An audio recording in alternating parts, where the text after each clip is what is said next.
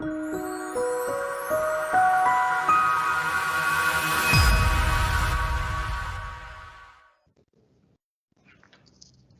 evening, everyone.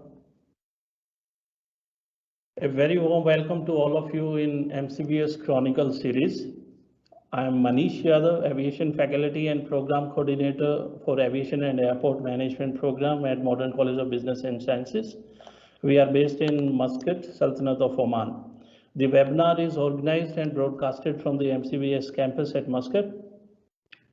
As far as the foundation, just a snapshot for it, MCBS founded in 1996.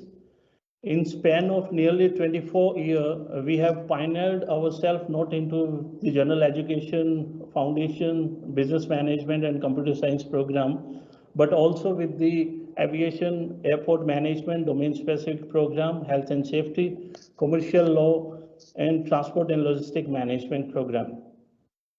At this outset, MCBS is the only higher educational institute offering undergraduate degree program in aviation and airport management across the Sultanate. Also, we are one of the largest undergraduate degree program offering under the GCC entire region. We at MCBS have also a very strong strategic partnership with very well renowned global universities, which to name few, Franklin University and University of Missouri. At this particular outset, today the topic of webinar is so contemporary and zenith, and the topic is competency-based education. To present this talk, we have with us Dr. Suzanne Kearns. She is a very well-known aviation educationist working with University of Waterloo on a professor rank. As far as education is concerned, she holds PhD in education and an advanced degree in aviation. She is also the Canadian author of 6 aviation books. She is the series editor of Aviation Fundamental book, which is being used for university and college across globe for foster the young aviation professional organizations and the professionals. She also has developed a unique and one of its kind of a program along with UN Agency International Civil Aviation Organization. The e-learning course is Aviation Fundamental, which is an online certification course that is designed to provide the accessible and affordable introductory aviation education to the young aviators. She also has been the president of University Aviation Association. She has also, to snapshot with it, she has by profession, she is a very aviation educationist, guide, mentor. By technical qualification, she is former commercial licensed, the airplane and helicopter pilot. And by nature, she is a true aviator, which is contributing into the training and education field from the aviation domain 1. We welcome you, Professor Suzanne, on this elite platform to discuss on a very, very contemporary issue.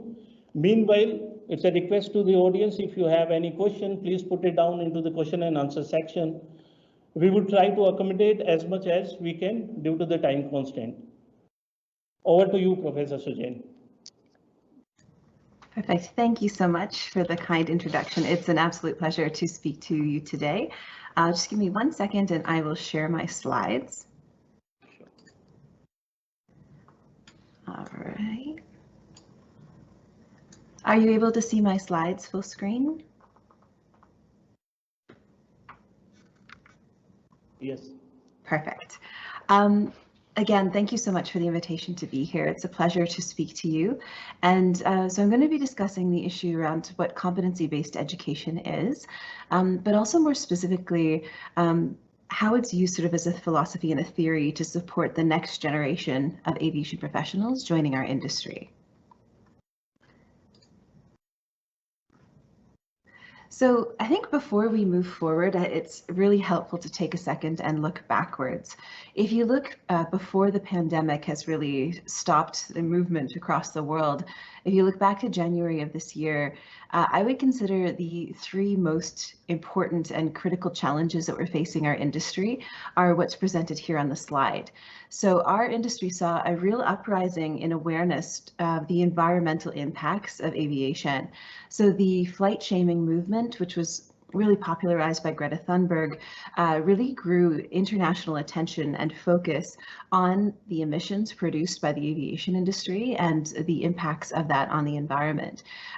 Interestingly, Greta Thunberg actually held a climate protest outside of ICAO headquarters, so the International Civil Aviation Organization, which is the branch of the United Nations where the world cooperates to create international standards around aviation. So the assembly was, and then the whole world gets together at ICAO once every 3 years. And this past year in 2019, in September, during the assembly, there was this major climate protest outside of ICAO headquarters. So ICAO has been doing a lot of work around how we can chart a more sustainable future for our industry, but I think it's really important that we don't forget about that. I think as professionals looking to the future, we need to lean in and really integrate sustainability as a more integral part of all of our practices in education. I think the number 2 factor, which was really important and something that has been a real focus of my work, has been around personnel shortages. So in January of this year, which feels like a lifetime ago, but it was not that long ago, the reality is that the projections for growth for our aviation were beyond what our global training capacity was to meet that growth. So how we would retain sort of enough people in our industry, how we would educate them to sufficient competency to be safe and efficient professionals, and how we would even attract young people and encourage them to consider aviation careers were all real critical challenges that we did not know the answer to. And the third real point is technology. So I think all of us who carry, mobile phones in our pockets and use technology for every aspect of our daily life are very much aware that technology is evolving very rapidly and that our industry is challenged to keep up in a lot of ways with technology. So these 3 things, if you think back to January, were sort of at the top of our minds for what was important and what we needed to be focusing on. But of course, the COVID-19 pandemic has really disrupted the aviation sector on a global scale in a way that was almost unfathomable in January of this year. It has stretched our industry to an absolute breaking point, and I want to preface everything else that I say after this with the idea that the first priority for our industry needs to be supporting the operators through the pandemic so that we have a healthy and viable industry once we emerge from the pandemic. So the most important thing is ensuring we support those operators so they can survive this really unprecedented downturn. But once we establish that that's the first priority, we have to also acknowledge that for everyone else who's not sort of dedicated to that number 1 priority, it creates a unique opportunity that we did not have in January. So in January of this year, everyone was, 100% focused on operations because operations were growing so quickly.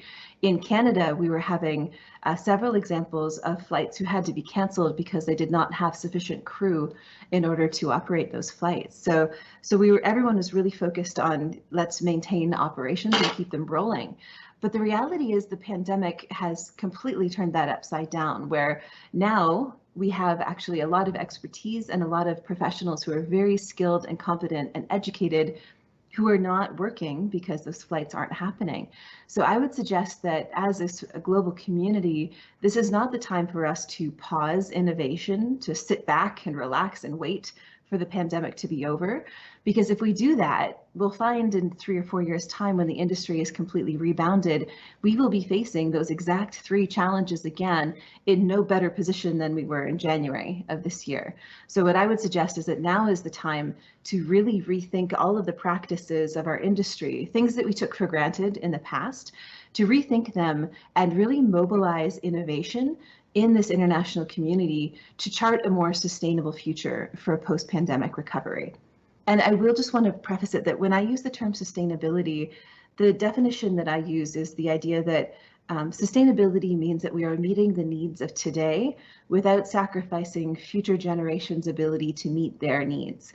But there are actually 3 pillars of sustainability. It encompasses the environmental aspects, which we talked about already, but also economic aspects.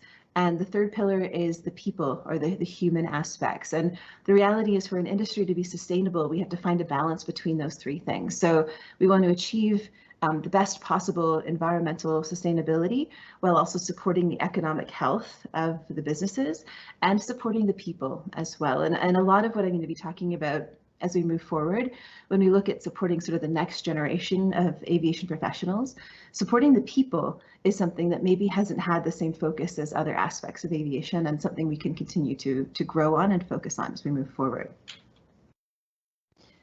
The other thing I want to point out, so for anyone who is a student and is relatively new to the industry, I can tell you, so I work with aviation students every day at the university where I teach, and for them, if you look at this graph, this is a graph that I built new for the second edition of my textbook, and unfortunately you can see the downturn in 2020 is more severe than anything we've seen sort of in the past 30 years, and perhaps that we've ever seen. But what you should look at when you see the graph is that we have faced downturns in aviation before. Aviation is by its nature a very cyclical industry, very directly and rapidly impacted by downturns in the economy. So if you look at this graph, I know that it's covered by a sort of a shaded area, but you'll see the downturn in 2001 as a response to 9/11 attacks. You'll also see a downturn in 2008 as a response to the financial crisis of that year. And then you'll see a period of 10 years in the positives. And sort of that period of 10 years of growth is where we were at the beginning of this year, and one of the main reasons why we were projecting such tremendous need for professionals. But I also wanted to point out that those downturns are very often matched by equally steep recoveries. So sometimes we have a V-shaped recovery where it is sort of matched in the same angle as the downturn. Sometimes recoveries, if they have a more serious impact on society, have a U-shaped recovery where we will be in a downturn for a number of years. And although it's always a guess, today the projections are that we might see a maybe 3-year downturn in aviation as a result of this COVID-19 pandemic. But the reality is that we will recover. And I think that's the bright future that we need to be focusing on, is that making sure while we are experiencing this downturn, that we're, number one, supporting everything we can to lobby the health of our operators and making sure the industry continues to be viable. But number two is that the rest of us are focusing on how can we support our industry to avoid some of the challenges that we were facing at the beginning of this year, and to chart a healthier and more sustainable future for our sector when we do recover. So I want to also take a little bit of a step back and introduce some international programs, because they kind of do preface some of the other work I'll be discussing. So ICAO, again, the International Civil Aviation Organization, and again, they are the special agency of the United Nations, where the whole world gets together to create international standards for aviation. So back in 2009, it was recognized that the growth trajectory our industry was on was going to be creating some challenges around getting enough competent and skilled professionals in our sector to support that growth. So they launched something called the NGAP program. NGAP stands for the Next Generation of Aviation Professionals. And the NGAP program, as you can see, was supported by a wide variety of international agencies and organizations.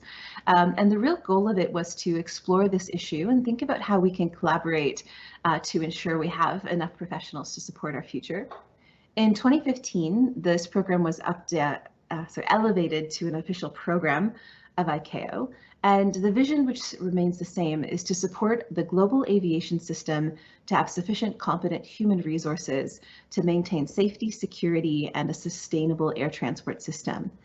Before I move forward, I just want to challenge you to sort of think about it, that if you were operating a business and you're growing so quickly that it was becoming very difficult to even hire enough people, enough really good people to support your operation, that you can think that if you had 1 or 2 employees who maybe were not that great, maybe they were known for cutting corners or not using the safest practices, that in normal aviation settings, those people would probably be let go or retrained or taken off of operations in order to ensure that they weren't posing any risks or threats to the operation. But if you were in a situation where you were critically challenged, that you did not have enough people, you can see how there might be an inclination to retain them in operations, even if they are posing, not the absolute best possible performance. So, so this is the challenge with people. So having enough people is not just sort of a nice to have thing. It really is something that's critical to operations if we want to maintain a safe, secure, and sustainable air transport system. So when you look at this NGAP issue, and again, NGAP is the next generation of aviation professionals, it can sort of be categorized as having three pillars. The first is attracting young people into aviation careers. So this can start really young, and I would challenge anybody on the call, if you are somebody who works in aviation, to think back into your own experience and ask yourself, what ignited that spark for you? For a lot of people in my part of the world and of my age group, sometimes we would be on a flight as children, and at that time, before 9/11, the cockpit doors were not secured, and so we were invited into the cockpit on a flight, and the pilots would sort of show us that operating environment. And for a lot of sort of my generation, that is the spark that made us fall in love with the industry and really try to pursue that as a career. But now that those cockpit doors are secured, that's not possible anymore. So now for younger generations, a lot of the time it's maybe a movie or television show, a museum exhibit, summer camps, or a national program that is sort of supporting youth's integration into aviation. But the reality is, we used to have an industry where that happened automatically. I'm completely biased, but I would argue that aviation is a fascinating and a really exciting field to be a part of. And I think a lot of people sort of shared that perspective. So attracting people into aviation wasn't hard. It just sort of happened by itself. But what was really clear at the beginning of this year is that we cannot, as an industry, just rely on that happening naturally. We need to deliberately and strategically create systems that introduce aviation to young people. And you can kind of relate this to the STEM programs that are very popular in North America, which is outreach programs to youth that focus on science, technology, engineering, and math. I would argue that aviation touches most of those categories already and is a really fun example for youth as they're sort of trying to understand how those things apply. But again, we can't just assume that that happens by itself. We need to focus on it. Education is the center pillar, and this is where I live and a lot of my research exists, because unfortunately, if all of the effort and money and investment is put into attracting people into aviation, that's an amazing and wonderful thing. But what we found in Canada for the past few years is that we have been at capacity in our training organizations. We could not train more people. We didn't have the resources to do so. So we couldn't just invest in attracting them. We also have to invest in optimizing and innovating the way we train.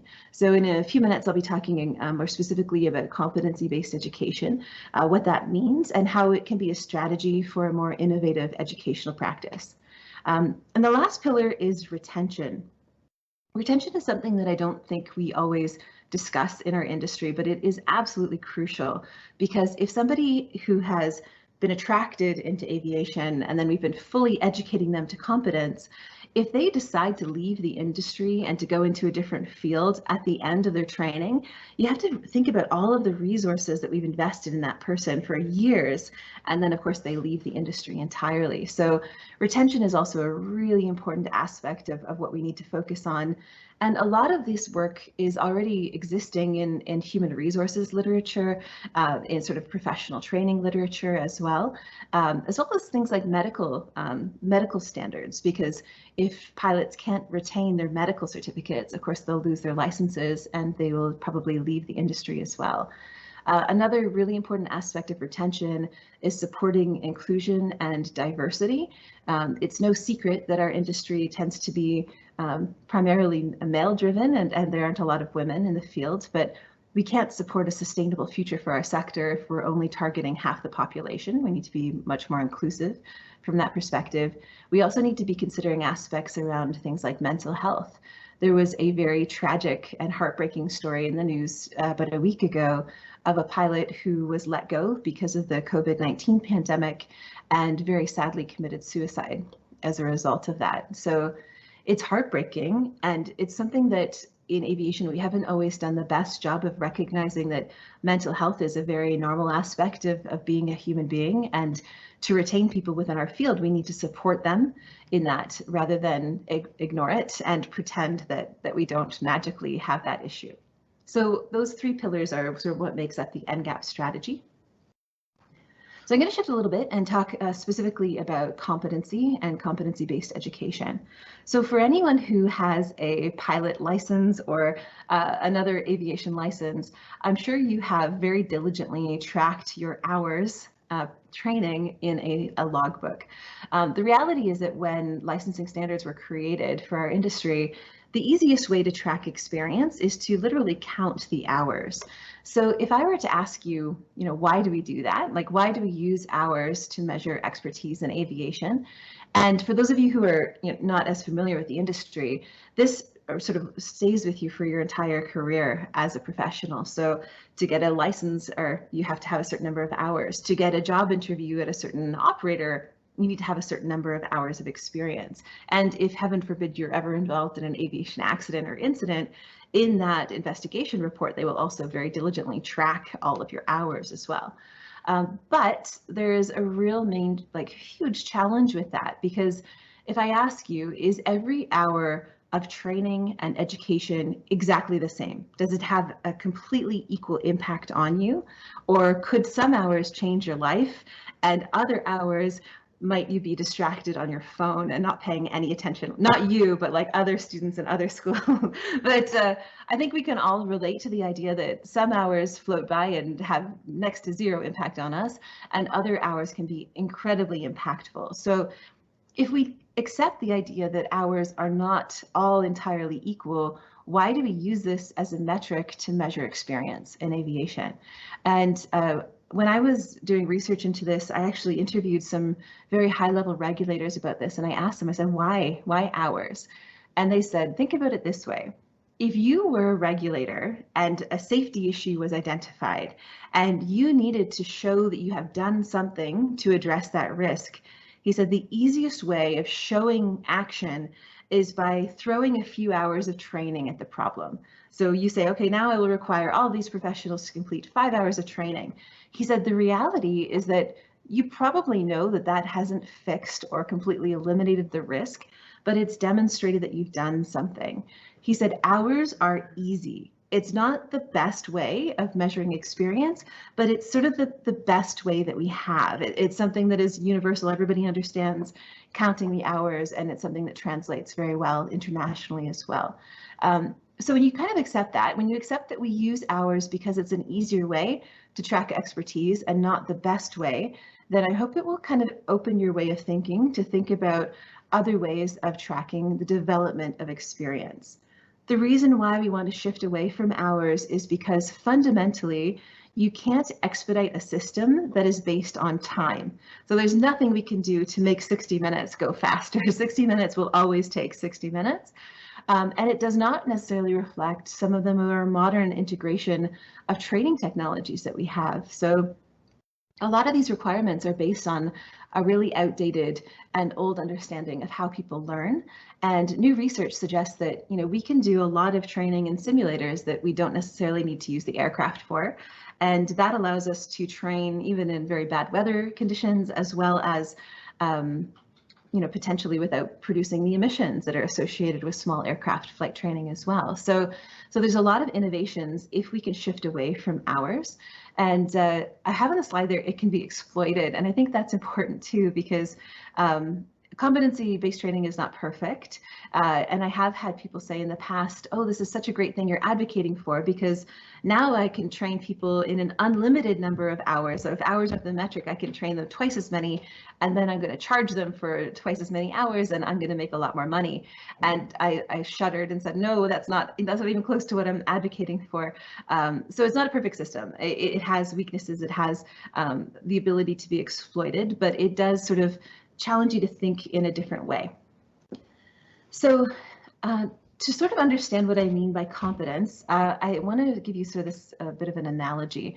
So you can think about it like this, that achieving competence is like a professional climbing this mountain. So if you look at the picture on your slide, you can see that there are a variety of switchbacks. So to get to the top of the mountain, for a while, you'll kind of be at the same level, and then something will happen and you'll switch back and you'll sort of gain some altitude. And I would suggest that an hours-based approach is very similar. So for the average professional who is either in training or who has finished their license and is out in the world building experience, that sometimes their hours are all kind of the same, sort of routine, not a lot different is happening, but then maybe you encounter something that challenges you to think creatively, something that is unique, that's maybe beyond the book, and you have to really dig deep and problem solve. And when that happens, you kind of take a step up, like you've gained a level of experience, and then maybe you have some more routine hours, and it's sort of just all routine again, and then something else happens and you take a step up again. Ultimately, you will reach the top of the mountain, and the top of the mountain represents competence. Competence is not the same as expertise. Expertise is the sort of the characteristic that you have spent 10 years in your career doing something. So you don't become an expert in training. Expertise takes quite a long time of professional experience to attain. Competence, very specifically, is the idea that you are able to function in a professional role without someone looking over your shoulder. So you can function independently as a professional. And that's really what the goal of training is. So when you're finished training, you should be able to do a professional job. So if competence represents the top of the mountain, competency-based education is a philosophy of how can we get to that same point, but in a more direct way, using modern teaching styles, training innovations, and a really in-depth understanding of how skill develops over time. So you can kind of think of it, what would happen would be we would get a group of experts together and we would extract all of those experiences that caused a person to jump ahead. So all of those unique sort of problem solving experiences, we would take out sort of the routine hours where it's sort of a repetition of something you've already know really well. We would sort of extract that. And what we would do with those really unique and powerful learning experiences is we line them up. And the way that I sort of help people visualize this is it's almost like you create a chairlift directly to the top of the mountain. So you're not necessarily doing away with those powerful learning experiences that you would have gained in the traditional sense. The reality is no, you're actually putting more emphasis on them, and you're really deliberately and strategically focusing them together in a straight line so that you can expedite your progression from a student to a competent professional. So a lot of this work was done in the course of researching a book. So this book came out several years ago around competency-based education in aviation.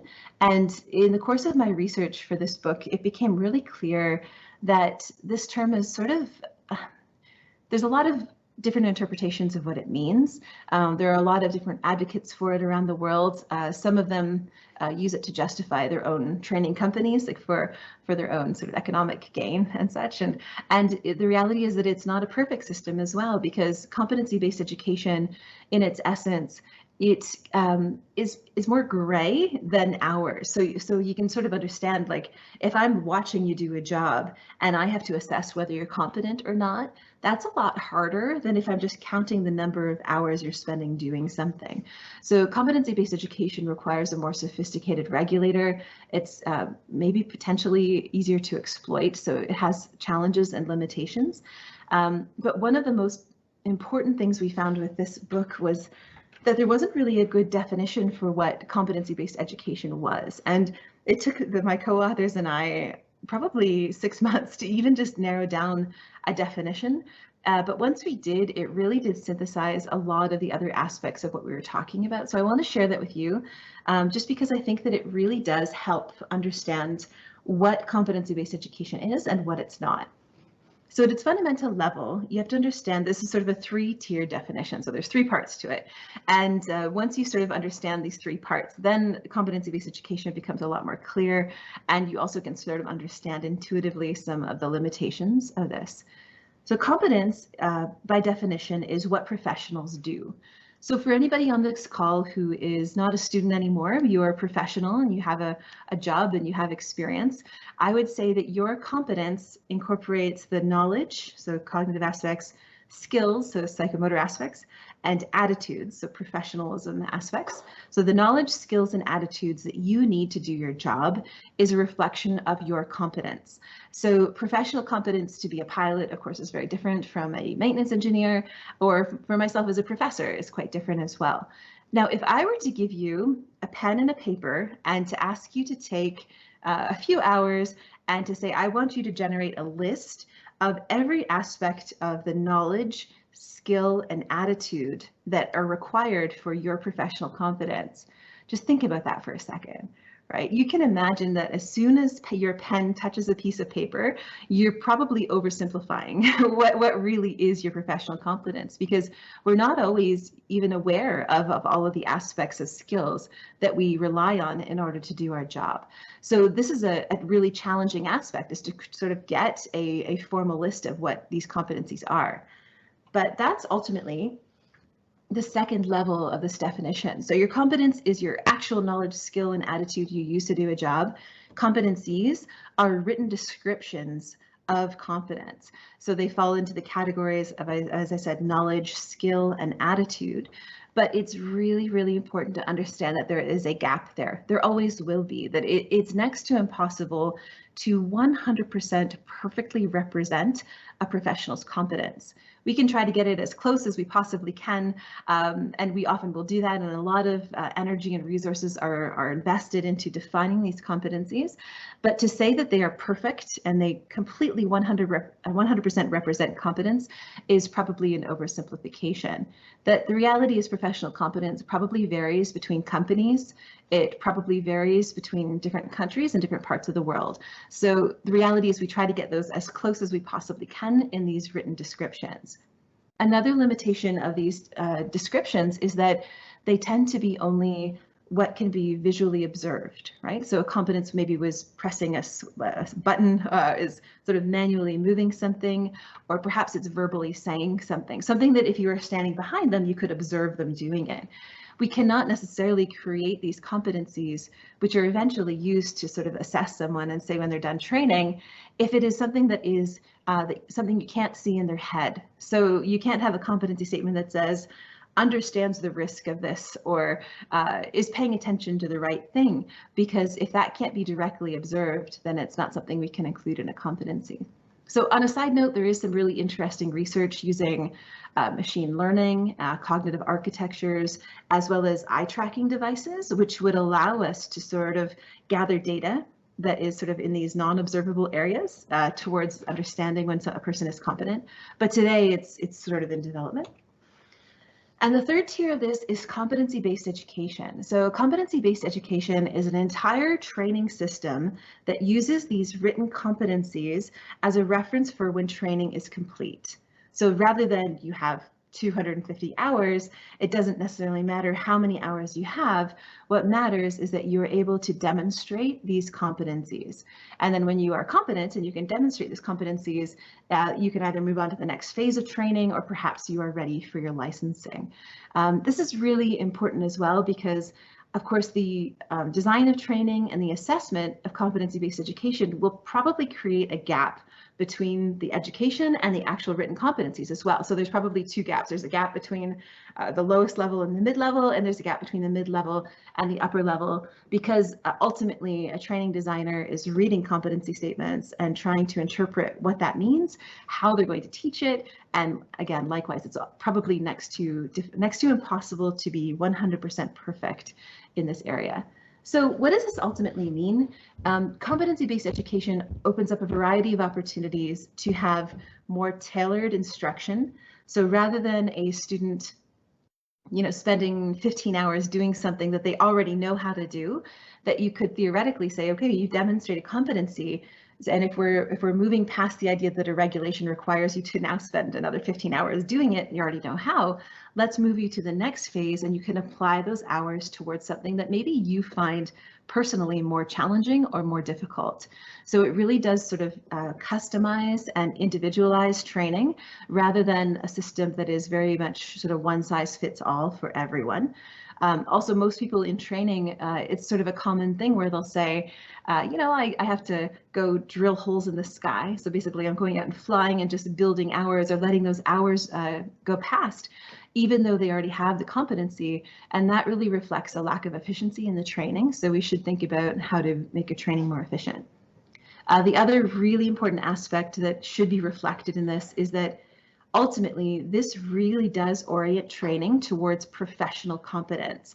So I would argue that our training system and our actual professional operations have sort of created a gap. There's sort of a divide between the two, that we sort of train people in a certain way. And then sometimes when they get to the job, on their first day of the job, somebody will say, now forget what you've learned in training. I'm going to teach you how the job's really done. So there's this gap or this separation between training and the actual skills that you use. And I would argue that that is something that is absolutely critical we bring back together again, that we should be training people to do a specific job in a specific way. And all of those, complementary skills that we're giving them should also feed into their ability to be a professional as a competent professional. So these are some of the aspects of competency-based education. So when you think about competency, a lot of what happens in an applied sense is already pretty well aligned with competency-based teaching. So if a person's flying an aircraft with an instructor sitting beside them, most of the time that instructor will be learning some of their strengths and weaknesses and tailoring the instruction to their individual needs. But I think one of the easiest ways to understand sort of what's not competency-based education is to think about classroom training. That most of the time when we teach people in a classroom, we use sort of the exact opposite philosophy as opposed to competency-based training, in that we ask them to come in, sit down quietly, just listen to everything that we say in a lecture format, and very often have very limited opportunities for them to engage and work with the materials. We also, from a piloting example, we have sort of these set sort of buckets of knowledge that we teach them. So we teach them air law, and then perhaps if they pass the test, then we'll go on and we'll teach them meteorology, and then we'll teach them another category. And I'll often ask students, I'm like, why do you think we teach it that way? And you sometimes are challenged to come up with a response. And I'll often say, we teach it that way because it's easier to teach it that way, not because it's the best way for somebody to learn something. Because a lot of the research suggests that the more segregated content is, so when you're pulling topics apart, so you put air law in a bucket over here and meteorology in a bucket over here, that it actually takes longer for the learner to put those things back together when they're actually trying to do a job. No pilot in the course of their operational duties will think only about air law in the course of a flight, and then maybe a little while later think only about meteorology. Is that how the work happens? It's all integrated together. So we need to think about more whole task instruction. So this slide gives you some examples of what you might see in a classroom if that classroom was trying to orient itself towards more of competency-based principles. So number one, we would let learners construct their own plans. So a lot of the time in these types of classrooms, the classrooms are flipped, meaning that learners are preparing and doing the readings, sometimes an online course, before they even get to a classroom, so that when they arrive at the classroom, they have a predictable standard level of knowledge, so that what could happen in the classroom is much more interactive. Because teachers often know this, that sometimes if you don't do that, 90% of your time is spent helping one or two students who didn't do the homework, and then the people who are ahead sort of get held back. So you want to have this sort of predictable cutoff where when they arrive in a classroom, they're ready to learn. And then you let learners construct their own plans. So you challenge them to understand their own weaknesses.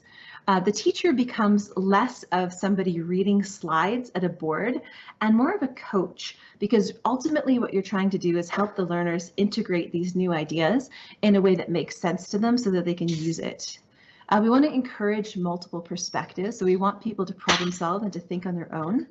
As much as possible, we are situating learning in real scenarios. So we're giving them problems, and that they have to think back to what they studied the night before and think about, how do those topic areas allow me to better understand and solve this problem? We want to always encourage learners to think about their thinking. So most of us were taught when we want to learn something to maybe read it over and over again, and then try to regurgitate that onto a test. But the reality is that doesn't always give us the skills to actually use that knowledge in the real world.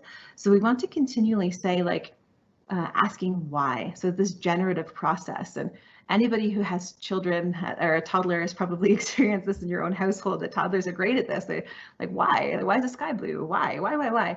But asking yourself why is a really good test about if you understand why this matters. So if you're just memorizing something, you probably don't know why it's important. But if you keep asking yourself why does this matter? Why would this be relevant to the profession? Why am I being asked to learn this? If you know why, it's going to help make those connections.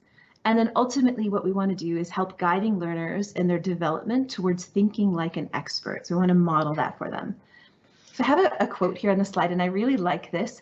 Before I'm going to read it to you, but before I do, I want you to think about whether this reflects the classroom experiences you have all had, or whether this maybe is a little bit different. So people learn best by confronting intriguing, beautiful, or important problems, authentic tasks that will challenge them to grapple with ideas, rethink their assumptions, and examine their mental models of reality.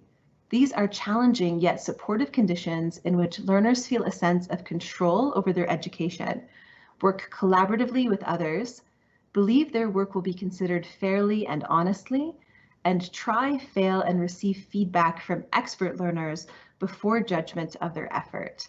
So you can sort of understand that this is the process that is sort of best facilitating what a classroom should be.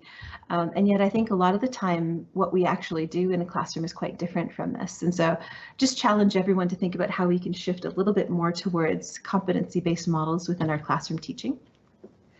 So ultimately, if we go all the way back to the beginning of the presentation and think about some of those main challenges that we were discussing. So again, the challenges around environmental sustainability and sustainability as a whole, challenges around the next generation of aviation professionals and how we encourage them to join us in our industry, and how we integrate technology.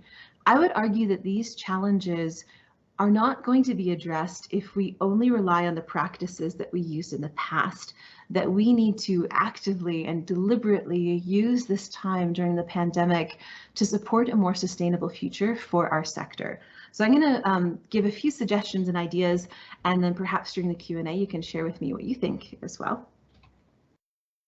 So I would suggest number one, that we need to be collaborating on educational resources.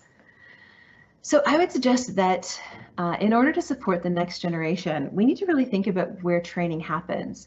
The reality is that in aviation, education is big business. There are a lot of actually really amazing companies who produce aviation education around the world. But because of that, the training materials are often proprietary, which means that they're quite expensive. And when they're quite expensive, they're very limited in how you can access them for the next generation. So when that happens, a lot of training is actually happening sort of in locked doors, or it's secured, or it's locked down, and it's not accessible to the next generation. So I would ask you to sort of stop and ask yourself really critically, how can we curate instead of create training?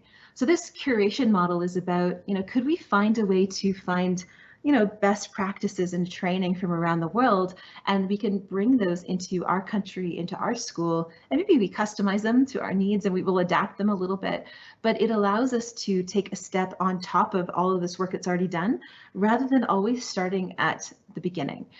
So this curation model, I think, is a really valuable way to sort of think about how the whole world can cooperate to support best practices in training.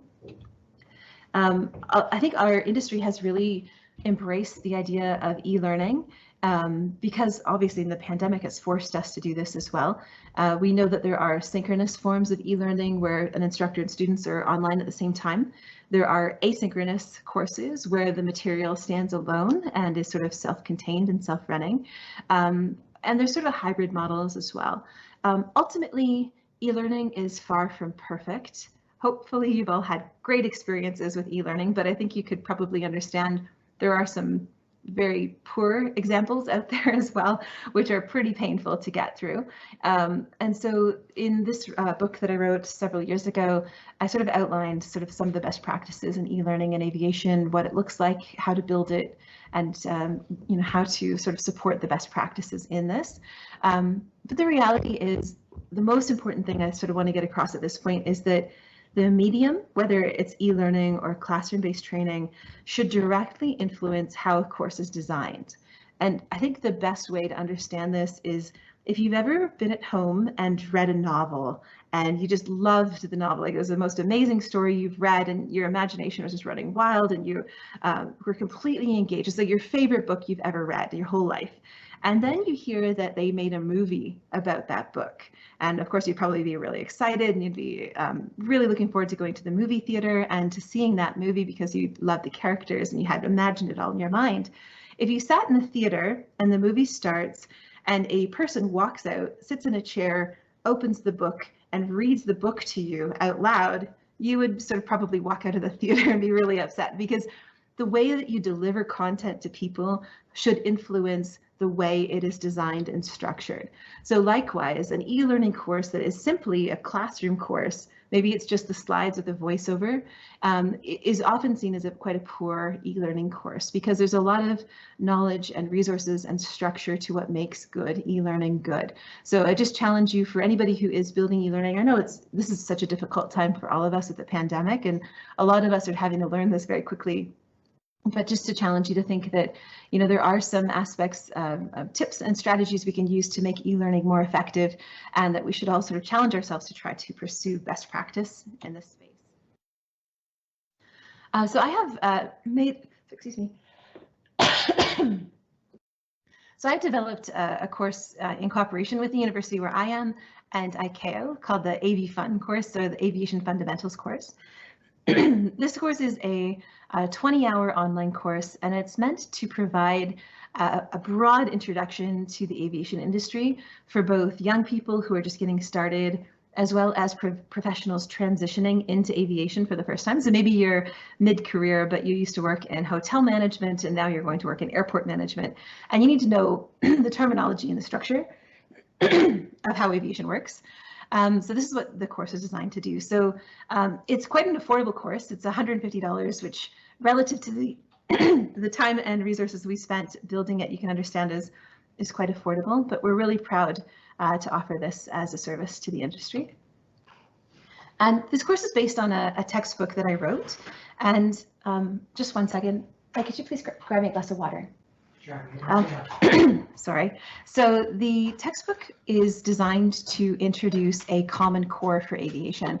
So anybody who is an aviation professional has probably understood that you enter the industry and you choose for yourself. Maybe you saw a movie with pilots, or you saw a movie with an air traffic controller, and then you decide, hey, that sounds like an interesting career.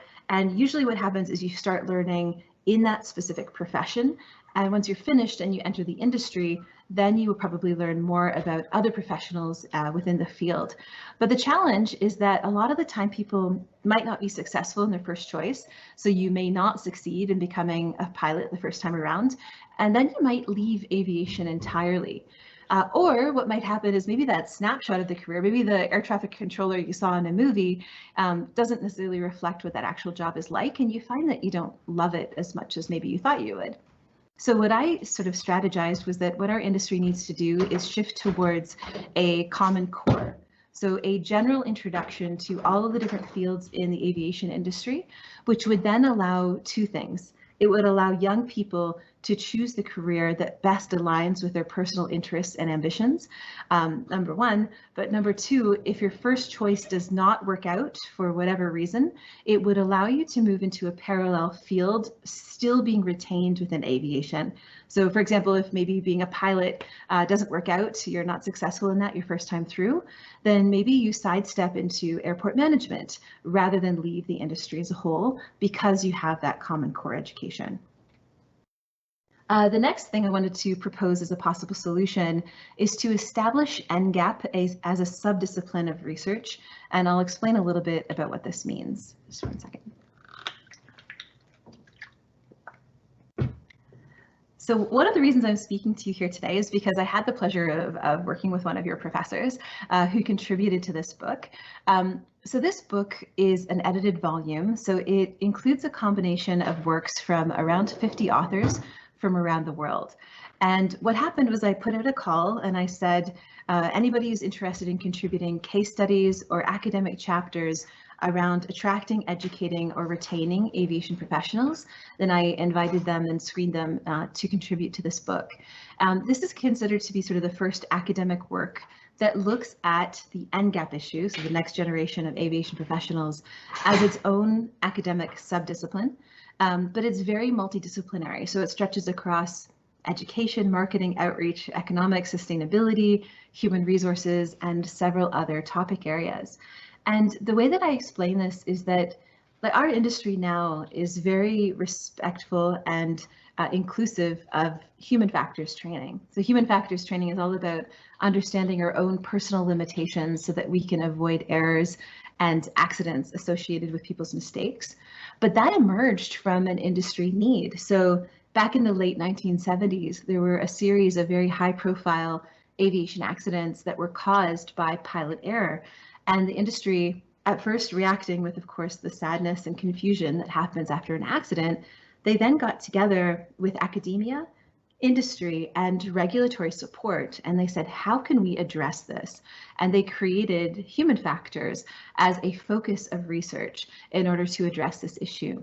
Now, what I would suggest would be that as we look to the future, that we need to look at this NGAP issue as its own focus of research, because many of the challenges that we face today in our industry, they don't fit well under an umbrella of research already. So things like diversity and inclusion, supporting human resources so we have good working environments for our people, that common core of aviation education, which was the philosophy for my textbook, outreach techniques, supporting the development of modern regulations to support competency-based education, and aspects of sustainability.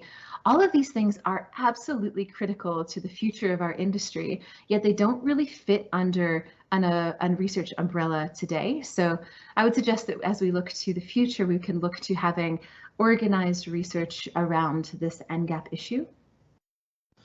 And sort of the last point is that we need to collaborate internationally as well as holistically as an industry to address these issues.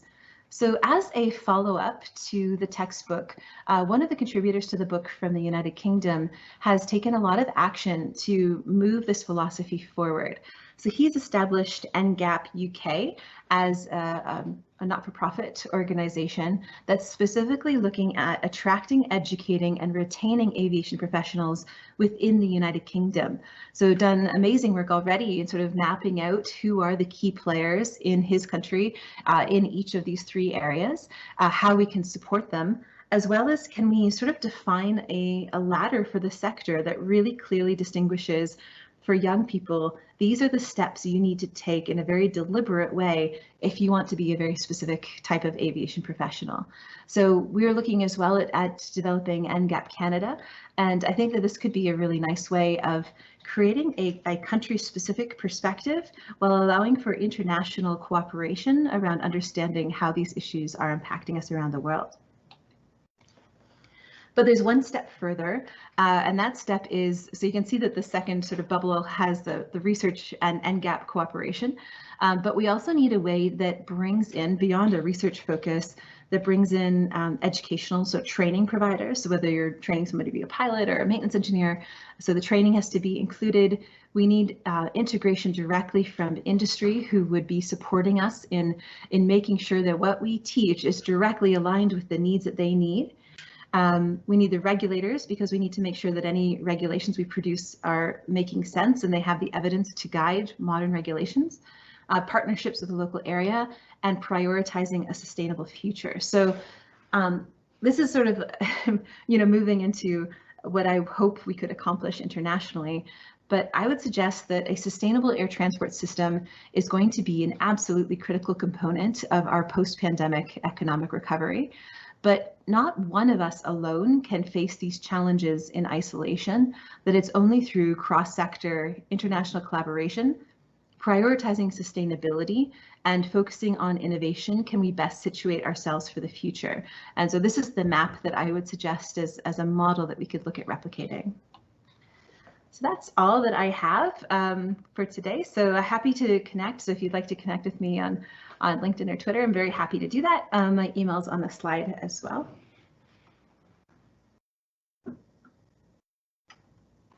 So thank you for the opportunity to speak to you.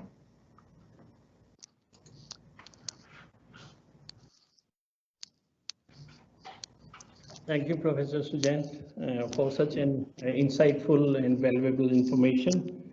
We have a few of the questions from the audience and some of the personal questions. What do you think that what is the ideal balance of student and instructor role in competency-based teaching approach? Both need to be supportive of the approach. So even higher than that as well. So the regulatory system needs to create pathways that allow training schools to use competency-based methods. So if it's not going to receive regulatory recognition, nobody's going to do it. But the training schools need to craft training situations that are uniquely leaning into the advantages of competency-based education. Like I said, it can be exploited. Like somebody could use it as a loophole to do things worse. So hopefully they're not doing that. For educators, I think the most important focus is to reflect for yourself, what kind of a learning environment do I think I learn best in? And I would suggest that none of us would say that is sitting in a classroom listening to somebody read slides. You know, probably the prerequisite to be in the room is I can read, so I don't need you to stand at the front and read the slides to me. So I think educators, that's probably the biggest suggestion, is to reflect for yourself, like what energizes you, what makes you excited for learning, and you know, what would allow you to really engage and be excited about the material, and then teach in that style, like support the way you would like to be taught. And then for learners, there is more responsibility you need to take on. So nobody is going to see exactly in your head and know what you need at any point. So you need to have more self-direction and responsibility. So under a competency-based model, a learner would probably be doing a lot of homework and preparation for themselves and sort of challenging themselves to say, like, what do I know? What am I weak in? Because most of us as human nature will try to avoid the areas we're weak in, and so we may not take that on. So it does require more of a self-directed attitude towards learning. And then when you're in a classroom, learners, you can't just sit back and sort of ignore what's happening and maybe you're daydreaming or you're half asleep. Like, it does require you to be more engaged with the material to get more out of it as well. Thank you, Professor. Yes, you are very right that engaging and the pedagogy, that's the style as an instruction point of view. So that is very, very, important one. What about the cost? Because there is a general perceptions that the competency-based training is really expensive. That is the one reason we are not able to implement it fully into the aviation sector. So what do you suggest to minimize the cost of competency-based so that the ICAO in minimizing the cost so that industry will be, more on the safer side? Yeah, I don't see it as more expensive, but I would expect that because it's hard to understand, because the concept of competency-based education can seem complex and technical and maybe different from what we've already done. It does create a situation where we might say, like, somebody comes to us and say, you have to pay me a huge amount of money to completely redevelop your training, and that's going to be very expensive, and you have to have all these devices and expensive pieces of equipment as well. It doesn't have to be that way. Competency-based education might be as simple as like a classroom. Instead of having students come in, sit and listen to slides, that you say, I want you to read the book, do a very quick online survey or maybe quiz before you come to class, so you can have that cut off to say they've definitely learned what I need. And then the classroom, you say, okay, guys, today instead of reading the slides, I'm going to give you a problem. This is a problem that's maybe a simple problem that a professional might face, but based on what you've learned, I want to put you in groups and I want you to collectively think about how you would address this problem. You can use any resources, use the internet, use your readings, use your books, whatever you want. But at the end of the class, I need each group to spend 10 minutes explaining to me what their solution is, and maybe we can judge which is the best. So it doesn't necessarily have to be more expensive. It's just sort of a rethinking of the way that we do I think the things we take for granted. It's rethinking and challenging what is the status quo. As far as the actual like flight education for pilots, the reality is one of the advantages of competency-based education is theoretically you can do more training in the simulator. And of course, there's a big cost to purchase that type of a simulator. But I think that over the longer term, if you look at the additional type or amount of training that you're going to be able to do in the simulator, even when it's poor weather conditions. Canada's different weather than you guys have, but we have a lot of snow, which makes the flying not work here and icing. But that, I think, in itself, you could think about offsetting some of the cost to purchase a simulator. And I would also suggest that I know that there's a brand new Microsoft flight simulator that's just been released in the last few days, and that those are pretty affordable and accessible. And there's a lot of research that suggests that it's not necessarily the fidelity of the equipment that you're using. So it doesn't have to be a $20 million motion platform simulator.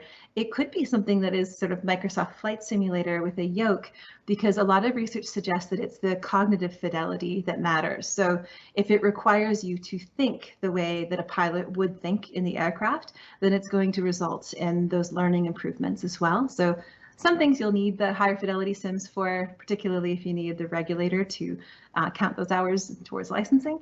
But I think that there are a lot of lower cost tools that could be also very effective and improve the way that we work. Very true, very true. Professor, do you think that within this particular current scenario after the post-COVID, so do you think that the e-learning, that would be on a major kind of a driving seat for the aviation training and education is concerned? So how you predict of the future for it? I hope that we can find a healthy balance between e-learning and classroom learning, because I think the reality is we all have access to YouTube, right? So there's nothing that limits us today from learning a whole wide range of topics. Like I could learn woodworking, or I was just teasing my students because they want me to do an Instagram takeover, and I'm like, where can I find a YouTube video about this? Because I'm old and I use Facebook. But I'm saying that there's no shortage of expertise and information in tutorials already available on platforms like YouTube.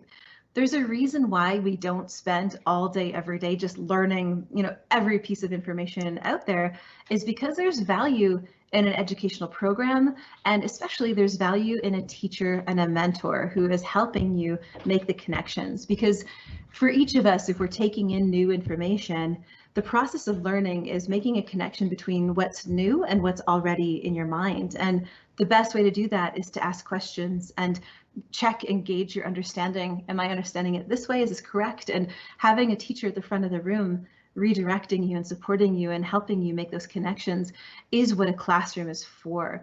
So can that happen electronically? Yeah, I think it can happen like through synchronous communication. I think that e-learning, asynchronous e-learning, so that standalone e-learning, that's great for self-study and homework and kind of the stuff you do on your own. But I hope that we continue to strive in aviation for that healthy balance between those two, because the absolute best learning outcomes tend to be from a combination of both e-learning and face-to-face instruction, and with each of those medias playing the role that it's best at. So with the people focusing on things that are best taught by a person, and the standalone content, doing kind of that rote memorization kind of foundational stuff as well. But that balance, I think, is tricky. So I hope we grow from this. Very true. I think that the hybrid approach, or there's the 100% blend of the entire approach in the online courses. So that would be a very futuristic in terms of scenario going it on. Okay, we have one more question from our audience. Why are not the new tech and innovations introduced, such as VR, virtual reality, to enhance the learning and make it more dynamic and interactive to the student? Mm-hmm. Yeah. So, sorry. Yeah, please. Yes, please. So there's a lot of work underway in how to do this effectively. But what I would suggest is if you look to, for example, the early integration of e-learning into aviation, because aviation's training is so expensive and it has recurrent costs through the entire life of a person and an organization, that when e-learning was first introduced, a lot of the aviation companies were quick to adopt it, to do away with the training centers and move everything online and say, hey, I have the newest technology, isn't this amazing, I'm saving money. But that the question that wasn't always asked was, how effective is that learning in replacing the classroom? And so a lot of those courses did not produce the learning results that they had hoped for. And so then they had to bring everybody back to a classroom and reestablish some of that training as well. So the real question with augmented and virtual reality is, how can we best integrate it into our training system that improves the learning outcomes, not just adopts technology for the sake of adopting technology. So that's that sort of healthy balance that we need to strive for. And what I would suggest is good learning is the most effective in the lowest possible time at the lowest cost. So I would suggest that, for example, if pilots have always historically purchased a poster of the cockpit avionics, and then we would call it chair flying, and pilots would sort of push the chair up against the wall and you practice orienting yourself to the cockpit and doing your flows on the poster, and maybe that poster costs $5. And if we're using augmented or virtual reality, but we're sort of replicating a cockpit for the same purpose, but it costs thousands of dollars and requires specialized equipment that not everybody has and creates limitations from that sense, that I would suggest that it doesn't create that balance. So we want to integrate technology for learning, but we want to make sure we're using it, which will produce the best learning outcomes in the shortest amount of time at the lowest cost. And so that's sort of the choice, I think, for how we move forward. Thank you, Professor Suzanne. What do you think what is the role of training provider and higher educational institute in bridging the gap, especially with the aviation is concerned? Yeah, so that's something I've been struggling with myself as well, because it's very clear that the operators are in the business of transportation and maintaining their businesses, and so of course you can't expect them to be coming and spending all of their time and resources supporting the educational system. But the flip side to that is that the more prepared our students are to do work on day one, and the more aligned their skill sets are with what's needed to do the job, that it is going to save the operators money in the long run, and it's going to produce better, more qualified, safer, more efficient people for them. So I hope that like that structure, sort of the center of excellence structure that I suggested, that's what I would envision as a solution to this. It's not a perfect solution and it requires buy-in from a lot of different groups, but I don't think we could do what we did before COVID, where the regulators, the educators, the operators, and the different units are all separated. I think if we want to craft a sustainable future, we need to bring everyone together to make it as seamless as possible and as efficient as possible. But it will take a bit of a restructuring. Thank you, Professor. Just my personal question, in fact, because I'm following you from last couple of years. I think that what drives you to be, so proactive into this particular domain of higher education and the training one, and what's the upcoming projects you are heading to? Well, thank you for that. Well, I can tell you, standing in front of a classroom of young people who love aviation make me think of myself as a young person who loved aviation, and you're driven by this sort of excitement, like this seems like such a cool industry that I want to be a part of, but you don't yet have the expertise to know how all the pieces fit together. And I've seen so many young people who have that passion, but they, for whatever reason, they have motion sickness they can't beat, or they run out of money and they can't support their training costs, or they can't succeed in sort of one of many, many, many ways. And so what drives me is, I feel like I have an obligation when I stand in front of those young people to say, I'm doing everything I can to help support you. Like, you've invested your time, your family's money in education. I feel like it's my responsibility to meet you by helping you in the future as much as I possibly can. As far as the projects I'm working on, I did just finish a second edition of my textbook during COVID. Just finished it a few weeks back, and that I'm really excited about. I added a new chapter on airlines with a real focus on management and economics, and a lot of color. It's going to have color graphics throughout and a lot of photography and imagery. So that'll come out in January or February, and I'm very excited about that. The other thing I'm really working on in the university is it became clear to me with a lot of the challenges we're facing in aviation that aviation professionals don't have all the answers. Like we can't start at the ground floor to solve all of these problems by ourselves, when if you look to parallel disciplines, like if you look to engineering or health sciences or whatever it happens to be, a lot of these problems have been very deeply researched and addressed in these disciplines, and we just don't bring them into aviation to tell us what they've learned. And so at the University of Waterloo, I've been building a multidisciplinary research cluster, and so we have maybe a dozen or so faculty members from all different disciplines who are not aviation professors, but who are interested in applying their science to aviation. And I think that is fascinating and would hopefully allow us to jump ahead of that learning curve so that as an industry we can bring in a lot of solutions rather than starting at the beginning. Thank you so very much, Professor Suzanne. It was so wonderful to interact with you, and it was great knowing of this kind of a futuristic project. And the people like you are, building up the stones, building up the kind of path for our young aviations. I'm sure there would be many of the young kids who have been, in their mind dreaming up, aiming up to the aviation career by role modeling you. Thank you. And thank you very much for sharing of such an insight. Thank you, Professor Suzanne. Thank you so much. Thank you for the opportunity. Thanks. At this outset, I would also like to thank the Modern College of Business and Sciences higher management team, including Dr. Ahmed Namani, the Assistant Executive Chairman of Modern College of Business and Sciences, Dr. Khalfan Al-Asmi, Dean, Modern College of Business and Sciences, Dr. Hisham Magid, he is the Associate Dean, Quality Assurance and Accreditation, also heading the Business Department, Faculty Head of Business Department. And also Dr. Said Kitani, who is behind all this particular, this particular initiative. And we can't thank enough our proactive IT team led by Mr. Said Nasser, Mr. Ahmed, and Mr. Abdul Kavi.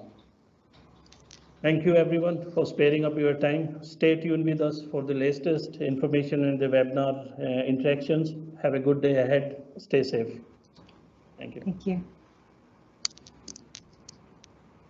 Thank you, Dr. Suzanne.